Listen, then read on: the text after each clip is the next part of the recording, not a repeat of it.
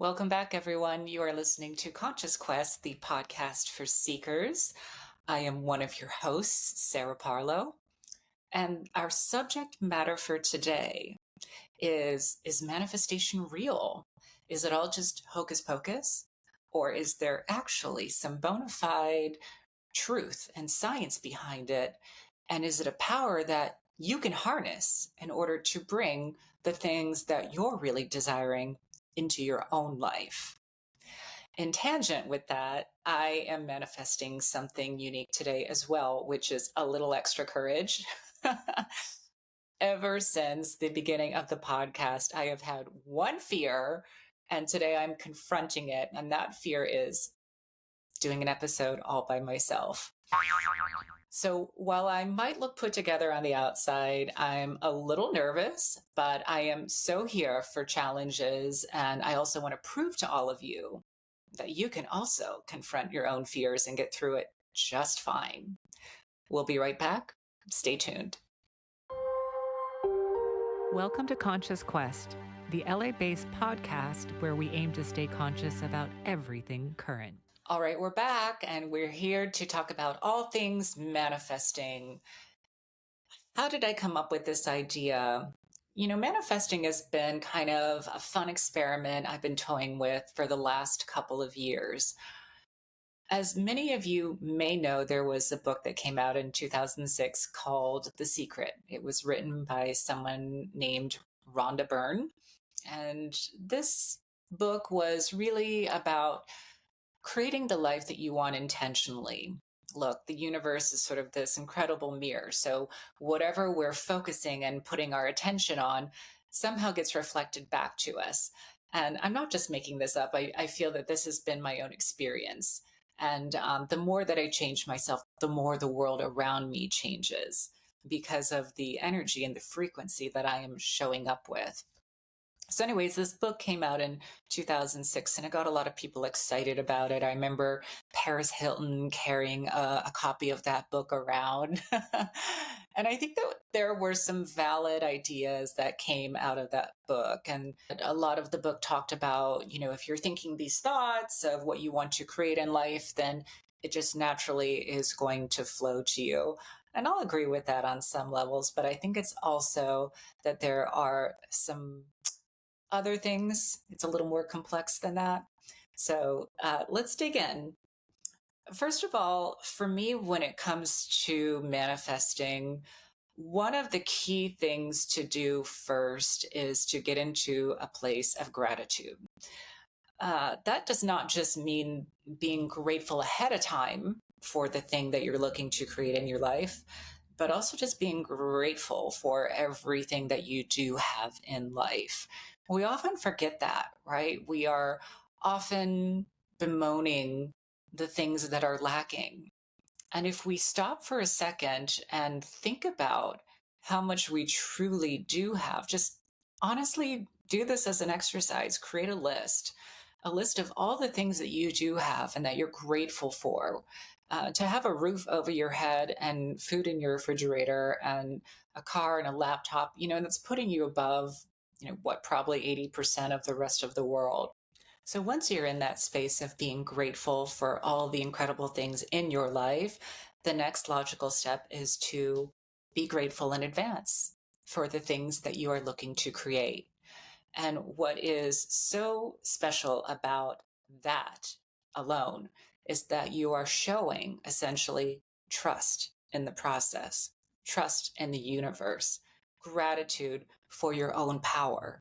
And that when you create the intention and put it out there, that you have faith that it will be reflected back to you in its own way, in its own time. Yes, that is all very true. But getting into gratitude, it almost is collapsing that separation that is keeping what you're looking to create apart from you. So the other piece that comes along with this is that you want to start to think about the identity of the person who would have the thing you're already looking to create. If it's that $10,000, what would that person be who generates $10,000 to flow to them? Would they show up with their friends and their relationships? Would they show up for their business? Would they show up and be aware of what's going on in their bank account? Would they get into alignment with their dreams and goals in order to be a magnet for that? Same with relationships, and a lot of times we have to recognize that in order to have the partner that we're looking for, it's about us being that partner first. Again, using that principle of the world and the universe is a mirror. Now, a lot of this can sound very woo woo, and to some degree, I get it. But also, there might be a deeper layer there. There might be this idea of quantum physics. In other words, there are laws of the universe that operate that perhaps we're not aware of.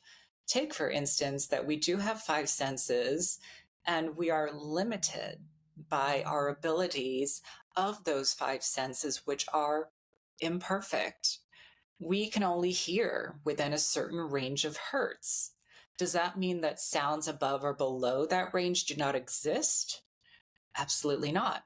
Dogs hear on a different scale of hertz than we do.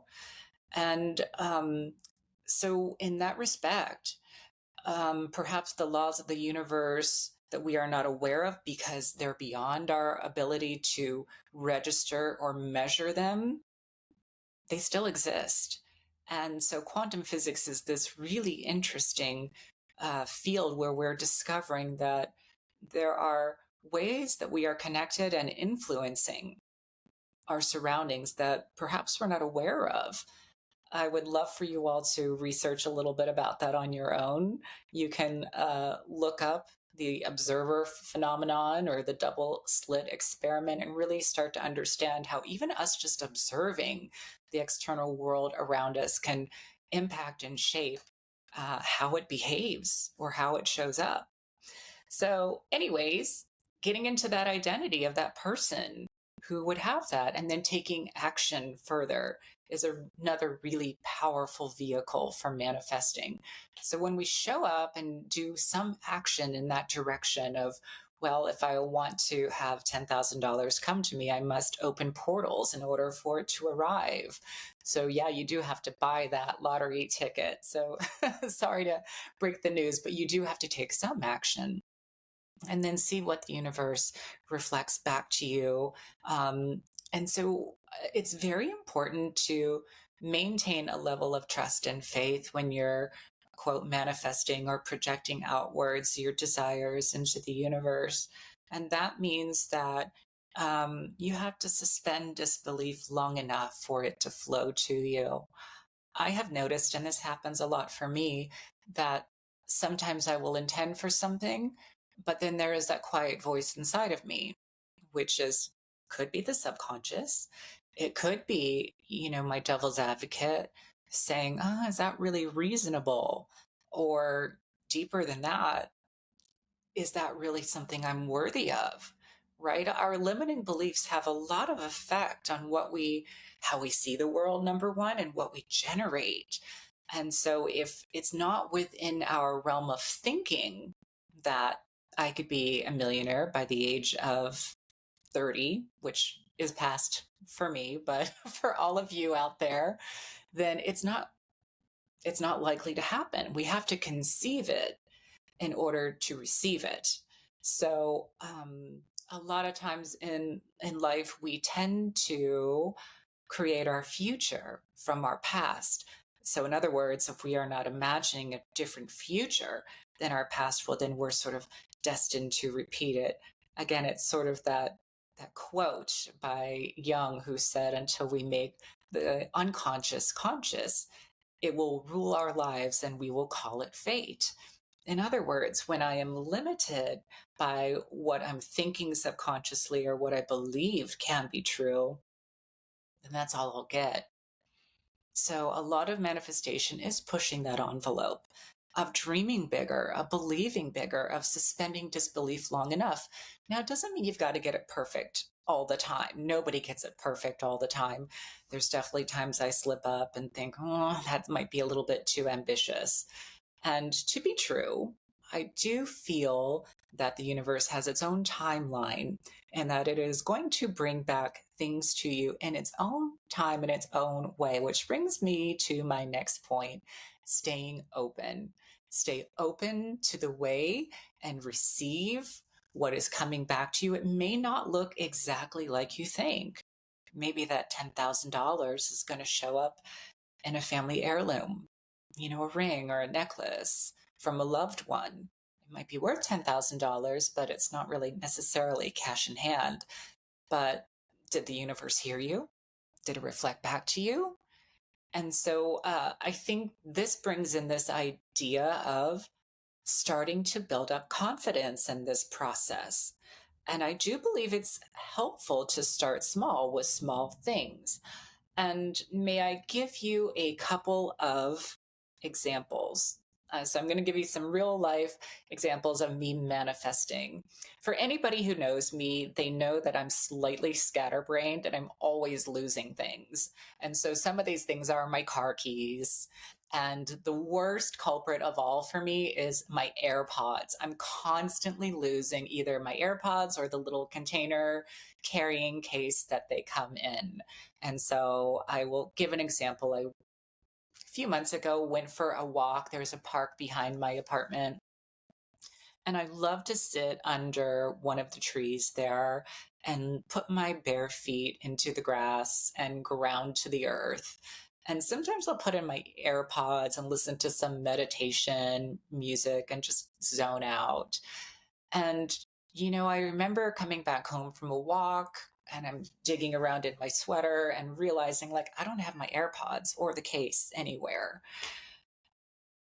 And what I did in that space is I imagined and I got into the feeling of having found that case. I could feel it in my fingers because the universe responds very well to like sensory imagination. What would it feel like to feel that case? What would it feel like to put those AirPods in and listen? So touch and sound. Um, Imagine myself finding it. So there's vision too. You can use all of your senses. The more senses, the better. It creates a bigger magnet, a stronger magnet to manifest back to you. And, I was trying to think back, where could I have left it? And I vaguely remember, like, okay, well, I remember putting them in when I was underneath the tree. And so I just started imagining myself finding them, the case there under the tree in the park. So I got in my car and drove to the park. And sure enough, I was on the phone with someone as I was doing it. And I'm like, I'm going to find my AirPods under the tree. And sure enough, lo and behold, they were there. Now, it's easy to write this off, right? And say, well, obviously you left it wherever it was wherever you left it last. And fair enough, but let's take it one step further, okay? I'm going to keep telling you stories. Over Christmas, I went home to visit my dad back in Pennsylvania. And, Los Angeles is a very large city. It's sprawling. And so LAX, which is our airport, is way on the west side by the ocean. And I live in the valley. So whenever I go on a trip, I always park my car on the west side outside of my friend's house who lives in Venice. And so I came back from my trip and it was dark and I was in an Uber and I got out of the Uber and threw my bag into the trunk of my car and drove off and got all the way home, which is like, I don't know, 30, 35 minutes with no traffic. And realized when I got up to my apartment, I didn't have my purse. It was gone. And so, panic of panic in my head, I'm like, oh my God. When I was lugging my luggage into my trunk of my car, I must have left my purse on the ground there. And I called my friend Sharon and I was like, can you do me a favor and please look for my purse outside of your house? And she did. And she's like, sorry, boo, it's gone. And so then I'm just panicking of like, oh my God, in my head, like all the things that were in that purse. And it was a brand new Michael Kors purse. So I didn't want to lose that. But of course, the cash, the credit cards, the identification, all of that. And I just sort of snapped in that moment. And I said, I'm not going to lose this. I'm going to find this. And I decided to start implementing my manifestation techniques. And so I started imagining the purse. Imagine what it felt like. Imagine the relief that I would experience when I got it back. And I get in my car, and my thought was, I'm going to drive back down to Venice, and I'm sure it's there. She just couldn't see it. And as I was driving, and this is the funny thing, a thought popped into my head of, I wonder if I left it in the Uber. Again, I'm scatterbrained. I lose stuff all the time. And so, for anyone who's done this before, you can never reach your Uber driver directly. You have to call like the national Uber hotline in order to get connected to your previous ride. And so I went through this process, and they connected me to my driver. Now, here's the give. Here's the rub. My driver did not speak English, and he did not speak Spanish, which I could kind of fake my way through. I think he was Chinese. So here I am connected to my Uber driver, pleading with him, like asking, is my purse in your car? And he cannot understand me. But I was insistent upon my manifestation. I was seeing my purse. As it happened, there was a passenger in the car who took the phone. He handed the phone to the passenger, who said, yes, I said, is there a yellow purse? And she said, yes, he has it with you. And I said, oh my God, where are you at? And she told me the address of where they were going. So I turn around in my car, head in that direction, and I'm driving downtown, which downtown Los Angeles is huge and sprawling. And again, it's dark. Reception doesn't work that well. It's very easy for your GPS to get screwed up there. But I kept manifesting, like seeing my purse on my passenger side seat of my car. And then I added the element of time. I said, I'm going to have this by 11:30 p.m. So I get down to downtown. Again, I'm like driving as fast as I can. I'm getting twist and turned around in those streets because they are a mess, of course. Any downtown, there's one-way streets. And I'm, panicking because I'm like, I don't want this guy to leave after his ride before I get there and get my purse back. Literally, I remember the moment I swooped around, I passed by the car, I saw where he was at, and I drove past him by accident. I had to circle around the block, park behind him, got out. He gave me my purse. I paid him whatever cash I had in my purse as a thank you, and literally got back into my car, purse on the passenger side, with 1 minute to spare, with the timeline that I imagined. Again, you could say this is all coincidence. And yeah, maybe on some level it could be true. But I really, again, got into that feeling of getting that purse back, imagining this scenario, and having it happen within a certain timeline. Again, I was going to go to Venice and look, around the garbage cans outside my friend's house. And here it was, the thought popped in my head of where I might have left it. And I broke through the language barrier and the possibility of getting lost downtown and missing him, the driver, and managed to pull it back into my reality. So, accept that for what it is. But those are just a few small instances. Another instance I could talk about is money, right? Money speaks to all of us. This is, again, the place where I'm trying to add value to all of your lives. How can you manifest more money? Okay. So, again, specificity really helps. Imagine a timeline, imagine an amount, and also, again, get into that identity. What would that person be like who by, April 1st, 2024 generated another $2,000 in their lives passively? Again, we can't get so much into the specifics of how it's going to happen as much as just imagining the specifics of time and amount and the feeling. Again, really getting into that feeling of how it would come across when you achieve this goal, this manifestation. The heart is a more powerful magnet than the mind. So when we're coming from a place of feeling deep inside, gratitude implies trust. Trust in the universe. Imagine that reflection coming back to you. Um, so I just really want to emphasize, getting into that feeling of having already achieved or received the thing that you are looking to create in your life.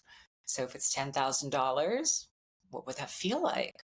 And the other key component is to do it repetitively. So repetition really works. Repeat this over and over, 2, 3, 8 times a day by just getting your mind into a relaxed state and really focusing on all of those sensory ways in which you would react when you had brought something into your life and being grateful for it. Again, these are just some really overarching principles that you can apply. It doesn't cost anything. And, the benefit is you may have some really incredible things drawn into your life. Since I've been doing my own money manifestations, I have been actually able to start generating passive income, not just from one source, but from a variety of sources. And, one instance is this week, I was really nervous. I was doing my taxes with my tax lady that I would have to pay this year because I had generated some passive income. Well, her and I finagled some write offs, and I'm actually getting money back this year. And again, it's a matter of staying in that space of like gratitude that good things can come to you, and imagining a different outcome that may have been present in the past. And again, the key is to really stay open to the ways in which things will come to you in their own timeline. Of course, again, you can set a timeline. Some people, when it comes to manifestation, timelines actually create more stress or agitate the process. So that is something that you can really play around with and see, well, how does that work for me? Other things, I want to talk about the ways in which we sabotage manifestation. And so one of those ways is really through our self talk. And a lot of us, our self talk could be quite negative. We can think a lot about our subconscious programming here. What were the beliefs that we grew up with? Specifically, when it comes to money, I grew up with this belief.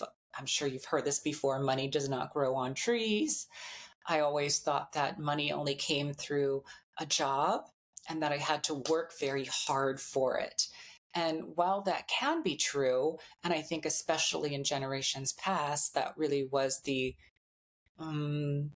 mindset, it doesn't always happen that way.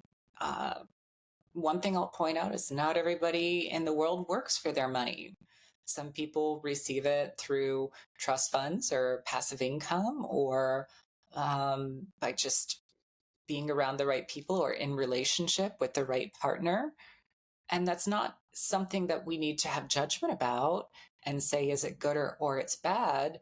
It's just other people magnetize abundance through different vehicles. And it doesn't always have to be through slaving away on an hourly basis at your job. So these are some things that we can start to pull apart and question. Do I have to work really hard for all my money, or can I create a program online and sell it to people that I just create it once and then distribute it and sell it to people, and it generates sort of residuals or money, consistent passive income that way. Again, it's thinking outside of the box, and also it's in line with this principle of identity. For the person who was creating passive income, what would they do? How would they show up? What are the qualities that they would have?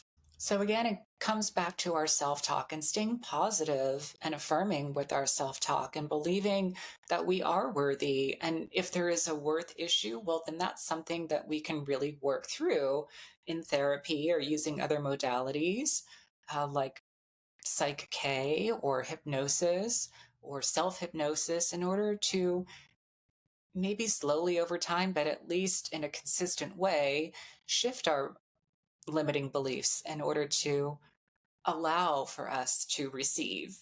For a lot of us, it is really hard to receive. We want to control, we want to predict everything that's happening. And there is so much power in surrender.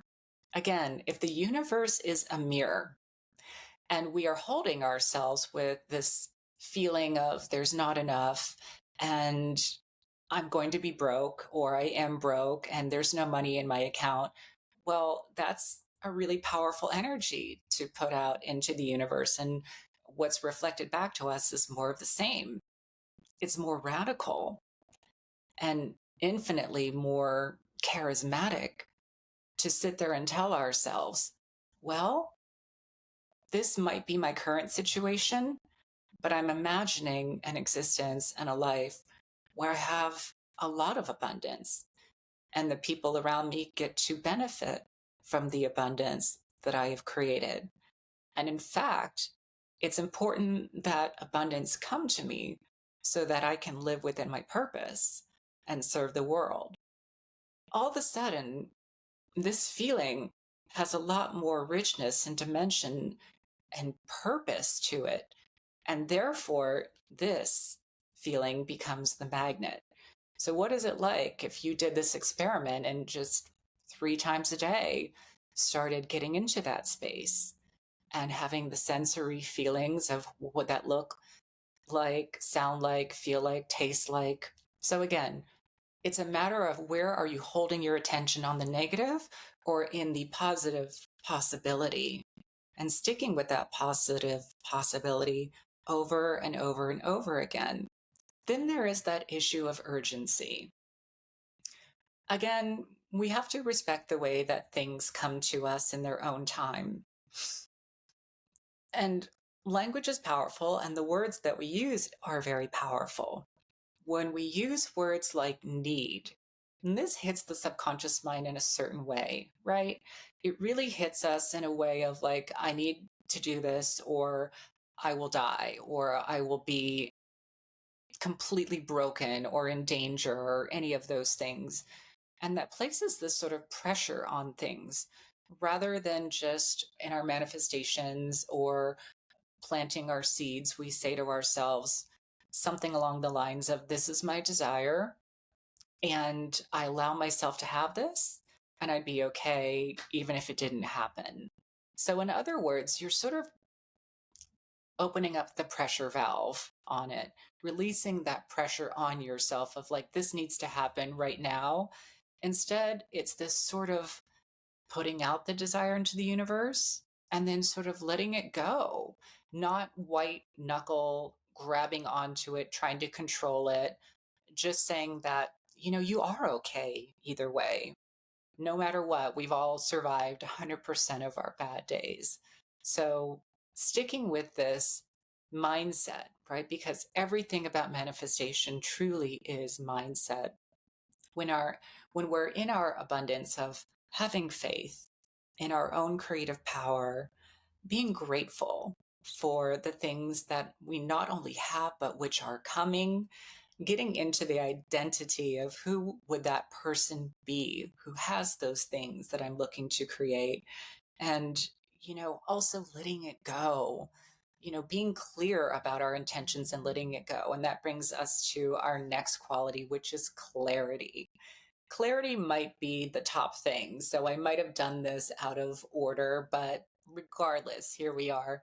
Clarity goes a long way in creating the life that we want, and I would imagine that that is the problem for a lot of people in the world.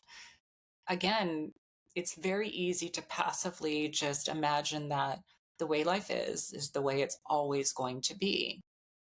A lot of folks just don't take the time to dream clear enough and big enough. And so if you don't have clarity and specificity about like what it is that you're looking to have, then how does the universe, how does it respond? How is it going to read your mind and your intention? That's where things like journaling or scripting can really come in handy. Just sit with yourself and get really clear about the things that you're looking to create and be imaginative and believe. So, one interesting thing is that the mind cannot tell the difference between whether what you're imagining is actually true or whether it is imagination. So, if your mind is this very powerful tool and magnet, why would you waste your time focusing on, you know, negative past experiences or, a broken view of the world when you could use your mind to imagine a better future and a better, more complete view of your life and of the world? Use your mind as the powerful tool that it is, because we are all co creators in our own reality. So here we are. We have talked about a lot of things in this episode. I may be rambling a little bit. Again, this is my first time doing a solo episode. I hope that it's making sense. And at the end of the day, again, I just want to make other people aware of some techniques, again, which don't cost you any money and just cost you a little bit of effort and investment of your own time. And just play with these. Maybe do an experiment. Try out some of these techniques. Again, let me go down my list. Getting into clarity when it comes to manifestation, getting into gratitude, getting into the feeling. Again, it's more powerful to get into the feeling than to just think of the thing alone. Doing it repetitiously, taking action, take the first step. The universe wants to see that you're serious. So when you take that first step, you might be surprised at how things unfold from that point forward. Again, you always have to look at your limiting beliefs, which may be standing in the way of you bringing things into your life. You want to stay open to how that intention and that desire may come back to you in its own way. Again, you want to avoid negative self talk, and you want to put out the desire without white knuckle grabbing onto it and trying to control it, and just stay present to it, allow it. So we're getting back to our original question, which is, does manifestation really work? Is it universal metaphysics? Is it quantum physics? Is it mindset? Or is it how you get into the space of showing up differently in the world? And if you ask me, I think it's all of them. I think it can be all of those things and perhaps even more. And when we use these things in order to, again, imagine a different reality than the one that we've been stuck in before, well, that's the magic. That's the alchemy. And that's the value I want to bring to all of your lives. Either way, I just really want to encourage all of you to give it a try and give it time and consistency and see how the process works for you. Again, it's okay to start small and to build from there. And I would love to hear all about how it's going. For those of you who do follow the podcast on Instagram, it's at Conscious Quest Podcast. Drop me a message or a DM or a comment below this episode, and I would love to hear your thoughts, experiences about it. In closing, I just want to say, I cannot take credit for all these ideas. This is something that has been in the collective for hundreds of years. If you look at all the greats of history, I think that they have tapped into aspects of all of this, whether consciously or not. Some of the sources that I've used for my talk today, I'm a huge fan of the Manifestation Babe, and her name is Catherine Zinkina. She is a mindset coach that I follow on Instagram, and I've done some of her programming. Please check her out at Manifestation Babe on Instagram. You can also follow my coach, Jim Fortin, and he has a lot of material about, again, being the magnet and manifesting things in your life. And visualization is one of those really powerful tools. So, in the end, again, just trying to bring new ideas and concepts to you. And when you succeed in your life, the entire world succeeds alongside you. Thank you all so much for listening to my first solo episode. I cannot wait to bring more fun things to you next time. And in the meantime, stay conscious.